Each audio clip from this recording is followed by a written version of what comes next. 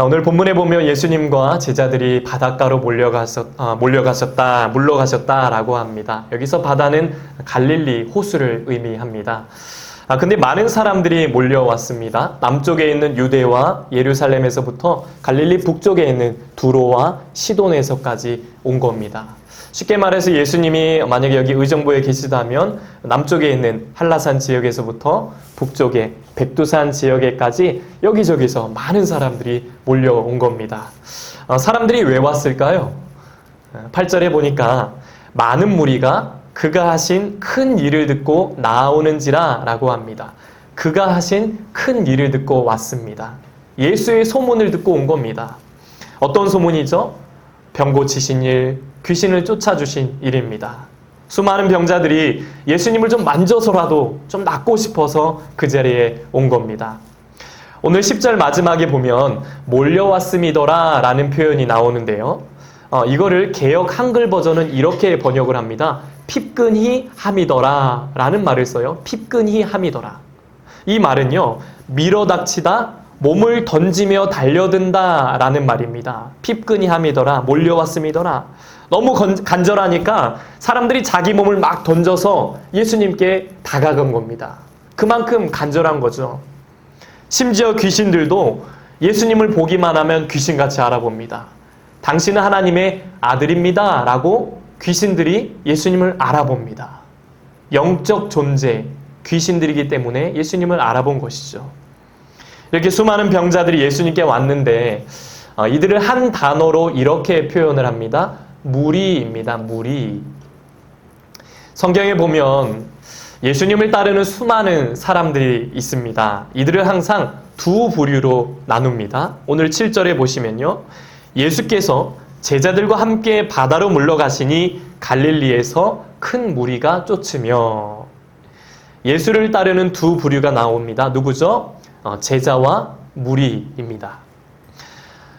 예수를 따르면 다 제자인 줄 알았는데 그게 아니라 무리와 제자로 구분을 하죠. 오늘 본문에 나오는 무리들은 지난 시간에 나온 바리새인들과는 좀 차이가 있습니다. 바리새인들은 당시 종교 지도자들이고요. 사회의 지성인들입니다. 반면에 무리들은 참 단순하고 아주 순수한 사람들이죠. 바리새인들은 어떻게든 예수의 가르침을 의심하고 비판합니다.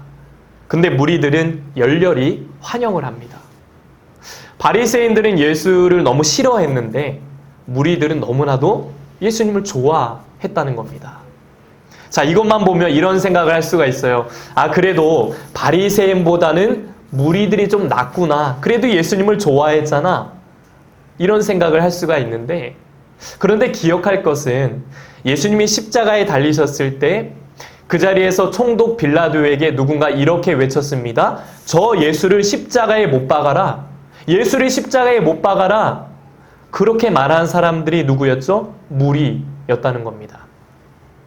아니, 과거에는 그렇게 예수님을 좋다고 막 따라다녔는데 왜 이렇게 변했을까요? 왜 갑자기 이렇게 바뀌었을까요? 그들이 예수를 따른 목적은 하나였습니다. 저분께 가면 내 문제가 해결될 거야. 내 병이 고쳐질 거야. 내 귀신이 떠날 거야. 오로지 나의 필요를 채우는 것만 원했기 때문입니다. 예수는 내 필요를 채워주는 분, 마치 알라딘 요술램프에 그 비비면 나오는 이상한 지니 있잖아요. 그 지니가 그들에겐 예수님이었습니다. 램프를 흔들면 원하는 건 다 들어주는 그런 예수였다는 겁니다. 그러니까 무리들이 엄청난 환호를 보내요. 박수를 칩니다. 예수님 최고! 열렬히 환영을 합니다. 그러니까 그렇게 하다가 나중에 그 필요가 충족되지 않으면 어떻게 합니까? 180도로 변해버립니다. 예수를 못 박아라. 그래서 예수님은 이 무리들에게 인기 얻는 거를 좋아하지 않으셨습니다. 누군가의 병을 고쳐주시고 얘야 너 다른 사람에게 이거 말하지 말아라. 그렇게 말씀하시고요. 또 오늘 귀신 들린 자들이 당신은 하나님의 아들이십니다. 그렇게 말을 해도 그 입을 막으십니다. 오늘 12절에 보니까 예수께서 자기를 나타내지 말라고 많이 경고하시니라 라고 합니다. 예수님은 무리들이 쉽게 흔들리는 갈대 같은 마음이라는 걸 잘 알고 계셨던 겁니다. 여러분, 무리는 현상에만 관심이 있습니다. 병 고치는 것, 귀신이 떠나가는 것, 내 필요를 채워주는 것만 관심이 있어요. 처음에는 잘 따라다니다가 내게 부담이 올 것 같으면 언제든지 뒤돌아 버립니다. 자기 중심적인 신앙을 갖고 있는 사람입니다. 나한테 유익한 일이라면 언제든 예수의 뜻을 버린다는 겁니다. 요한복음 6장에 보면 예수님이 보리떡 5개와 물고기 2마리로 5,000명을 먹이신 사건이 나옵니다. 또 예수님이 바다 위를 걸어가신 사건이 나와요. 그러자 수많은 사람들이 예수님을 찾아옵니다. 이때 예수님은 주님의 사역과 하나님의 일이 무엇인지에 대해서 그들에게 쭉 설명을 하십니다. 그런데요, 이 얘기를 다 듣고 사람들이 이런 반응을 보여요. 어우, 내가 그렇게 어떻게 살아요? 예수님, 나 그렇게 못 살아요? 사람 잘못 봤어요? 그 가르침을 거부하고 떠나갑니다. 요한복음 6장 66절에 보시면 그때부터 그의 제자 중에서 많은 사람이 떠나가고 다시 그와 함께 다니지 아니하더라. 무리들은 이겁니다. 예수님, 내 병만 고쳐주세요. 내 이 문제만 해결해 주시면 돼요. 나한테 부담 주지 마시고 내가 듣고 싶은 말만 해주세요. 전 그렇게 못 살아요. 이게 무리의 모습이라는 겁니다. 요즘 그 팬덤이라는 말이 있죠. 팬덤 들어보셨죠? 팬이라는 영어 단어에 영토를 뜻하는 돔이 합쳐진 말입니다. 어떤 대상의 팬들이 모인 집단을 말하죠. 주로 연예인이나 뭐 아이돌, 스타 같은 그 스타들이 열성적으로 좋아하는 집단을 팬덤이라고 합니다. 그래서 이런 흐름 때문에 요즘 팬덤 문화라는 말까지 생겨나기도 했죠. 얼마 전에 그 가까운 지인으로부터 제가 들은 얘기인데요. 그 이분의 어머니가 그 이름만 대면 다 아시는 그 젊은 트로트 가수를 너무 좋아하신대요. 그 여러분이 떠올리는 그 몇몇 사람 중에 있어요. 그 아들이 그분이 뭐 이모신 것 같은데 그 아들이 있어도 그 이분이 양아들인 거예요. TV에 이분만 나왔다면 눈에 그냥 하트가 이렇게 뿅뿅인 거예요. 그 이 어머니가 얼마나 좋아하시는지 얼마 전에 그 집 근처에 이 가수가 콘서트를 한다는 소식이 들려온 겁니다. 그 어머니가 야, 저 사람 얼굴 한번 보면 내가 소원이 없겠다 그러는데 어떻게 자식 입장에서 그걸 모른 척 하겠습니까? 비싼 입장료를 내고 그 어머니를 모시고 갔대요. 가보니까 이렇게 어머님을 모시고 온 자녀들이 대부분이었대요. 그러니까 어머님들이 2시간 내내 얼마나 그 가수를 사모했는지 이분이 이런 표현을 하더라고요. 어머님들이 그 2손을 모으고 그 2눈에는 하트에다가 그 노래에 몸을 맡기면서 이렇게 막 사랑하는 마음으로 이렇게 하는데 그 어머님을 모시고 온 자녀들의 표정이 대부분 이런 표정이에요. 이게 대부분 팔짱을 끼고 내가 여기서 뭐 하고 있나, 난 여기 왜 있는 건가 이런 표정으로 다 표정이 막 무뚝뚝하게 이러고 있다는 거예요. 근데 더 웃긴 건 그 가끔 가다 그 남편분들이 같이 왔는데 남편분들 표정이 더 장난 아니라고 하더라고요. 그래가지고 제가 그 얘기를 들으면서 너무 이제 상상이 되니까 저도 한참을 이렇게 웃었는데요. 오늘 이 말씀을 준비하면서 그 팬덤 문화가 떠오르는 겁니다. 혹시 우리가 이 팬덤 중심의 신앙생활을 하고 있는 건 아닌가? 사람들이 유명 가수를 그렇게 바라본 것처럼 나는 예수님을 그렇게 팬처럼 보고 있진 않은가 하는 생각이 들더라고요. 유명 가수가 언젠가 사라지면 그 인기는 금방 사라지듯이 팬덤 중심의 신앙생활은 금방 식어버립니다. 예수님이 오늘 어떤 기적을 보여주실까? 어떤 놀라운 이적을 보여주실까? 이런 팬심으로 주님을 바라보면 그 기적을 보여주지 않을 때 언제든지 이 팬들은요 금방 마음이 식어버린다는 겁니다. 예수님이 오신 목적은 기적이 아닙니다. 하나님의 나라 복음입니다. 죄에서 구원함과 영원한 생명입니다. 이걸 위해 이 땅에 오신 겁니다. 그러나 이 기적만 원했던 사람들, 내 병 고쳐주세요. 내 귀신 떠나보내주세요. 내 필요 채워주세요. 이것만 원했던 사람들은 예수님 최고라는 팬덤 문화에 익숙해버린 무리였다는 겁니다. 여러분, 우리는 무리가 되어서는 안 됩니다. 우리는 제자가 되어야 합니다. 오늘 13절 이하에는 예수님이 12제자를 부르신 내용이 나옵니다. 여러분이 잘 아시는 12제자 이름이 나오죠. 많은 사람들이 예수님을 따라다녔지만 그 사람들이 다 제자는 아니었어요. 예수님은 베드로를 시작으로 12명을 부르셨습니다. 근데 오늘 13절에 보면 아주 신기한 표현이 등장합니다. 우리 13절 말씀 함께 읽겠습니다. 시작. 또 산에 오르사 자기가 원하는 자들을 낳아온지라. 아멘. 이 제자의 선정 기준이 뭡니까? 자기가 원하는 자들, 예수님이 뽑고 싶은 사람들이라는 겁니다. 내 마음이야 이거예요.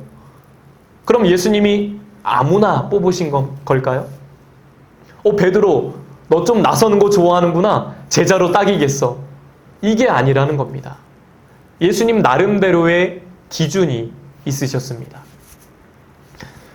오늘 본문에 나와 있진 않지만 병행본문, 똑같은 병행본문인 누가복음에 보면 예수님이 제자를 어떻게 세우셨는지에 대한 비밀이 담겨 있습니다.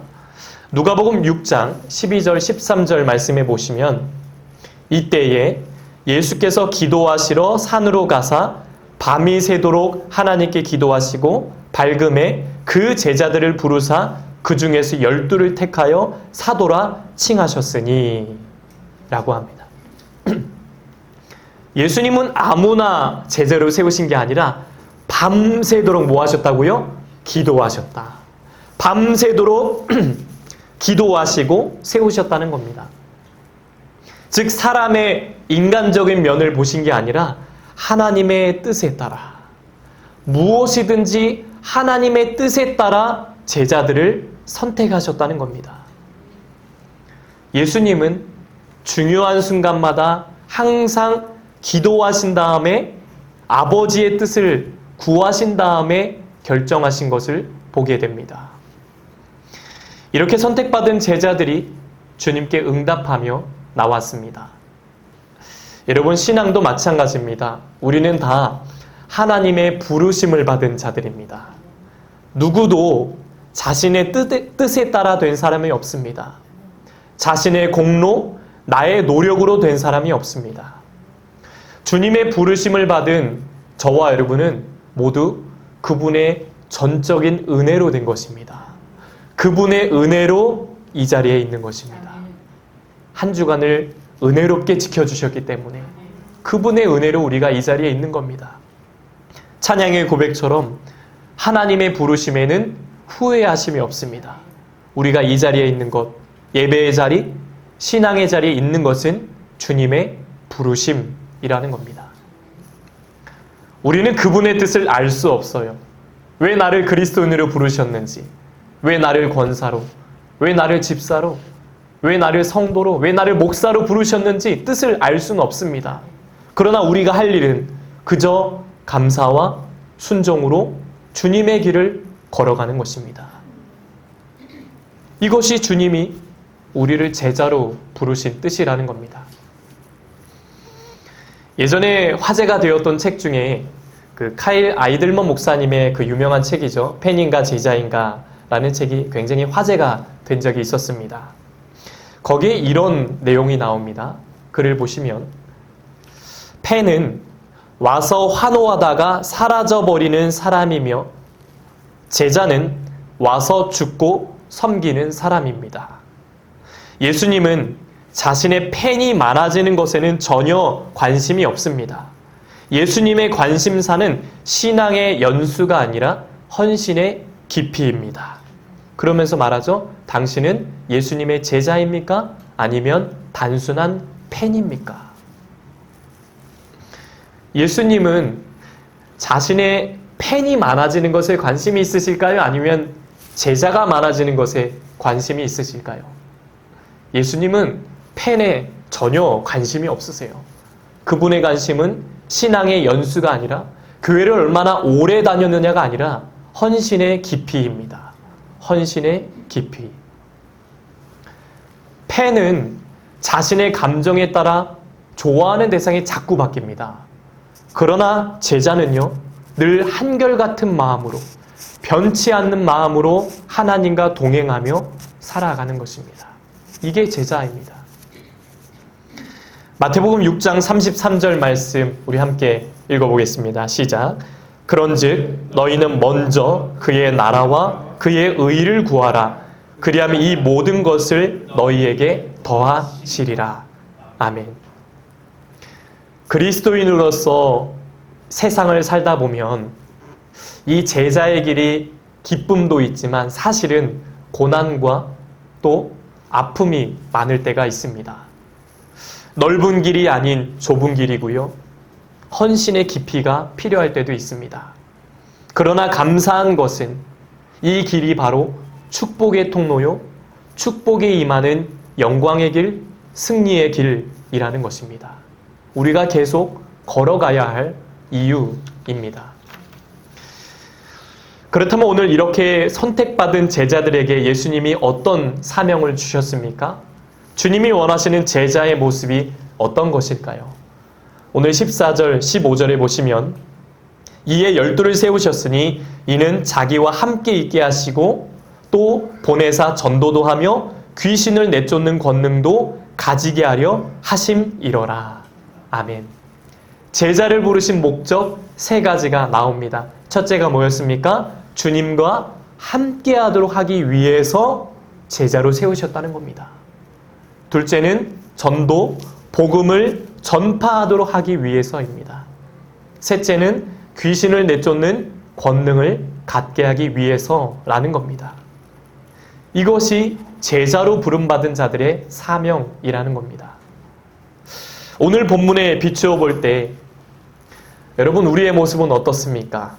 무리입니까? 아니면 제자입니까? 무리와 제자의 차이가 무엇입니까? 따름입니다. 따름.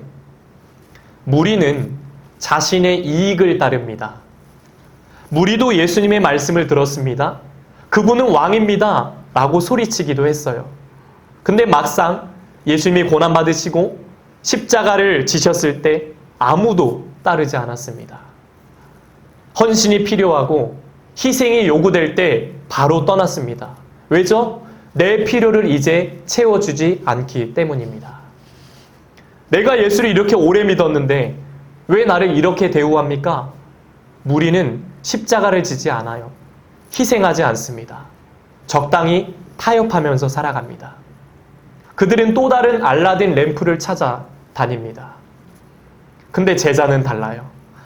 제자는 자기의 이익이 아니라 주님의 뜻을 따릅니다. 신앙의 연수가 아니라 헌신의 깊이가 있습니다.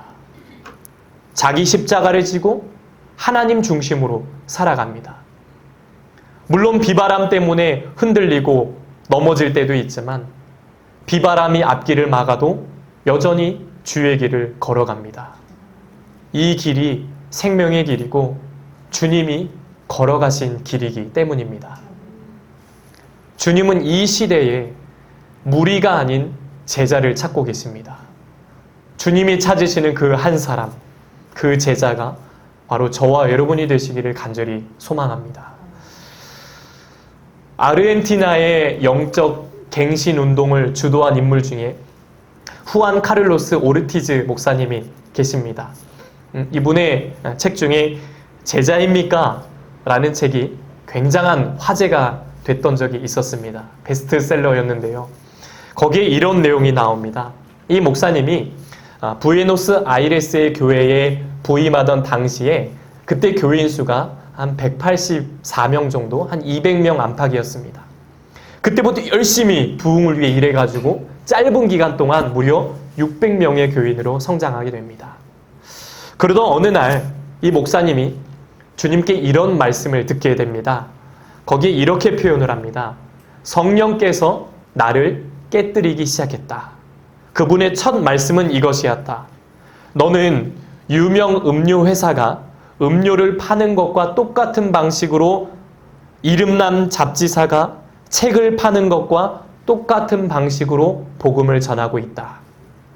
학교에서 배운 술수만 쓰고 있을 뿐 너가 하는 일에는 나의 손길이 전혀 드러나지 않는다. 나는 할 말을 잃었다. 그리고 주님은 두 번째 말씀을 하셨다. 너는 조금도 잘하지 않고 있다. 너 생각에 너가 교인 수를 200명에서 600명으로 늘렸다고 해서 잘했다고 생각하는 모양인데 그건 잘하는 것이 아니라 살이 쪄가는 것이다. 이 말씀을 듣고 저자는 말합니다. 옳은 말씀이었다. 단 한마디도 부인할 수가 없었다. 라고 말합니다. 하나님께서 이 목사님을 통해 지적하신 것은 너가 지금 600명이 된 것은 예전처럼 조금도 달라지지 않은 교인 400명을 더 확보했을 뿐이지 누구도 잘하지 않았다는 것입니다. 그 누구도 잘하지 않았다. 그저 살이 쪄가는 것이다 라는 겁니다. 그러면서 이렇게 말을 합니다. 볼까요? 우리는 모두 자라야 한다. 언제까지 계속될지 모르는 유년기를 청산하고 우리 스스로 준비된 사람이 되어야 한다. 저는 이거를 이렇게 바꿔서 묵상을 해봤습니다. 앞에 글 다시 한번 볼까요? 우리는 모두 자라야 한다. 언제까지 계속될지 모르는 유년기, 이 무리를 청산하고 우리 스스로 준비된 사람, 준비된 제자가 되어야 한다. 한 주간 이 문구가 계속 제 마음을 울리더라고요. 유년기, 무리를 청산하고 이제는 스스로 준비된 제자가 되어야 한다라는 것입니다. 우리는 사실 신앙생활 하면서 저도 그렇지만 무리의 삶을 살아온 적이 많았습니다. 나의 유익과 나의 필요를 위해 살았고 십자가를 지려고 하지 않을 때가 있었습니다. 그러나 우리는 이제 그 무리의 삶을 청산하고 스스로 준비된 사람, 스스로 준비된 제자가 되어야 한다는 것입니다. 그렇게 자라가야 한다는 겁니다. 살이 쪄가는 것이 아니라 그렇게 자라가야 한다라는 것입니다. 우리는 교회에서 보통 교인, 회원이라는 말을 종종 사용을 합니다. 이 책은 제자에 대해서 이런 정의를 내립니다. 볼까요? 제자는 회원, 교인과는 다르다. 제자란 스승의 삶을 본받아 살아야 한다. 그 다음에 스승이 했듯이 다른 사람에게 자기 삶을 가르쳐야 한다. 그러므로 제자도는, 제자의 길은 단순히 지식을 전달하고 홍보하는 것과는 아주 다르다. 제자는 생명의 교류이다 라고 합니다. 오늘 이 책의 제목은 마치 저에게 질문하는 것과 같았어요. 제자입니까? 제자 맞습니까? 오늘 말씀은 저와 여러분에게 이렇게 질문을 던지죠. 당신은 무리입니까? 아니면 제자입니까? 당신은 회원입니까? 제자입니까? 이 질문에 어떻게 답변하시겠습니까? 주님, 제가 교인은 맞지만 아직 제자까지는 아닌 것 같습니다. 사실 이게 우리의 마음일지도 몰라요. 근데 오늘 이 시간 주님이 원하시는 답변을 한번 해봅니다. 주님, 제가 부족하지만 제자가 되도록 노력해 보겠습니다. 제자가 되도록 힘써 보겠습니다. 그 결단을 요구하십니다. 요즘 시대는 교인은 많지만 제자는 부족합니다. 팬덤으로 예수님을 따라가는 무리는 많지만 주님을 위해 살아가는 제자는 부족합니다. 이러한 현실 속에 저와 여러분은 제자의 반열에 올라가는 백성들이 다 되시길 간절히 축복합니다. 주님은 우리를 제자로 부르고 계십니다. 하나님의 부르심에는 후회하심이 없고 실수가 없습니다. 주님께 부름받은 12제자 하나같이 다 다 부족하고 연약했습니다. 잘난 사람이 누가 있습니까? 그러나 주님은 그들을 아주 위대한 사도로 세우셨습니다. 나는 부족하고 나는 연약합니다. 그러나 하나님은 신실하시고 완전하신 분입니다. 그 주님이 함께 하시면 우리도 능력의 제자로 귀하게 쓰임받게 될 줄로 믿습니다. 이전에 한번 언급드렸던 그 윌리엄 보든 선교사님, 윌리엄 보든 선교사님이 죽기 전에 세상을 떠날 때 남겼던 3개의 문장이 있었습니다. 볼까요? 남김없이, 후퇴 없이, 후회 없이. 남김없이 내가 주님을 위해서 모든 걸 다 바치겠습니다. 후퇴 없이 내가 뒤로 물러가지 않겠습니다. 후회 없이 내 삶에 절대 주님을 섬기는 삶을 후회하지 않겠습니다. 나를 완전한 길로 이끄실 주님의 계획을 신뢰하며 기적을 넘어 복음으로, 기적을 넘어 말씀으로, 무리를 넘어 제자로 살아가시길 바랍니다. 남김없이, 후퇴 없이, 후회 없이 저 하나님 나라에서 환한 미소로 나를 반겨주실 주님의 모습을 기대하면서 영광스러운 십자가를 지고 오늘도 내일도 예수님을 따라 이 제자의 길을 걸어가시는 저와 여러분 되시길 주님의 이름으로 간절히 축복합니다. 이제 함께 찬양하고 기도하겠습니다. 내 마음에 주를 향한 사랑이 찬양하며 결단합니다.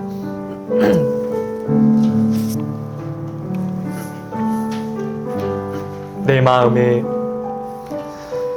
마음에 주를 향한 사랑이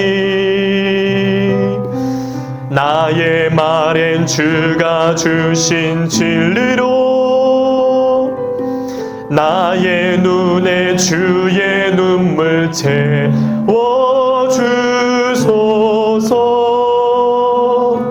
내 입술에 찬양의 향기가 두 손에는 주를 닮은 섬김이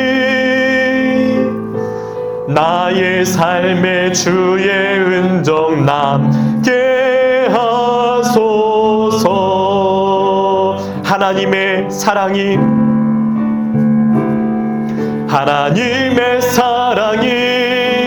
영원히 함께하리. 십자가의 길을 걷는 자에게 순교자의 삶을 사는 이에게 조롱하는 소리와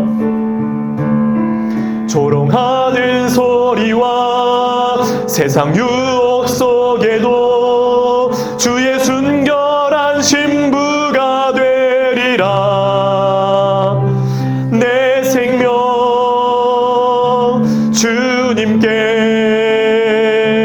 드리리. 우리 마지막으로 하나님의 사랑이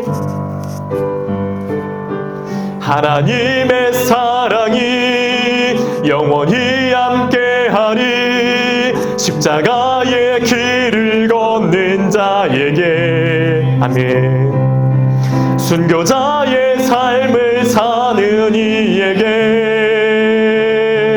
조롱하는 소리와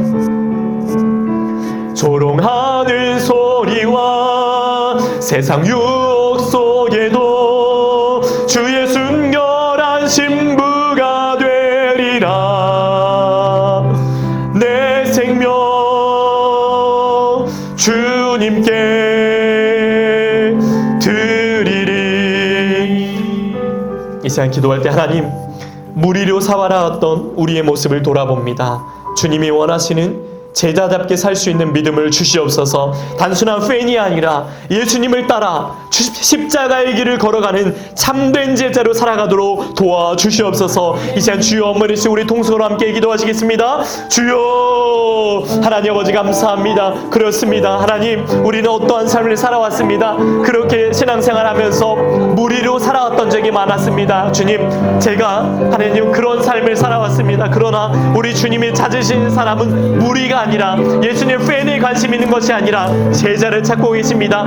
주님이 찾으시는 그 한 사람, 그 제자가 우리 씨앗교회 성도들이 다 될 수 있도록 인도하여 주시옵소서. 주님이 원하시는 제자다운 삶을 살아갈 수 있도록 믿음을 더하여 주시옵소서. 정말 힘들고 어려운 삶을 살아가지만 단순한 팬이 아니라 예수님을 따라 십자가의 길, 제자의 길을 걸어가는 삶이 되게 하여 주시옵소서. 하나님 아버지, 남김없이 후퇴 없이 후회 없이 하나님 아버지 주님을 섬기는 삶을 후회하지 않는 우리 믿음의 성도들 다 될 수 있도록 인도하여 주시옵소서. 특별히 우리 성도들, 우리 청년들 하나님 아버지 이 유혹 많은 세대 가운데 살아가면서 하나님 세상 유혹에 흔들리는 것이 아니라 무리, 그저 끌려다니는 무리가 아니라 주님을 따라가는, 주님의 길을 걸어가는 제자의 길을 살아갈 수 있도록, 제자의 길을 걸어갈 수 있도록 하나님 아버지 인도하여 주시고 주님 역사하여 주시옵소서. 주님 도와주시옵소서. 참된 제자로 살게 하여 주옵소서. 기적을 넘어 무리를 넘어 제자로 살아가는, 그래서 저 하나님 나라에서 정말 환한 미소로 우리를 안아주실, 우리를 품어주실 그 주님의 얼굴을 기대하면서 오늘도 남김없이 후퇴 없이 후회 없이 영광스러운 십자가를 지고 제자의 길을 걸어가는 우리 믿음의 성도들 다 될 수 있도록 아버지 하나님 인도하여 주시고 함께하여 주시옵소서. 아버지,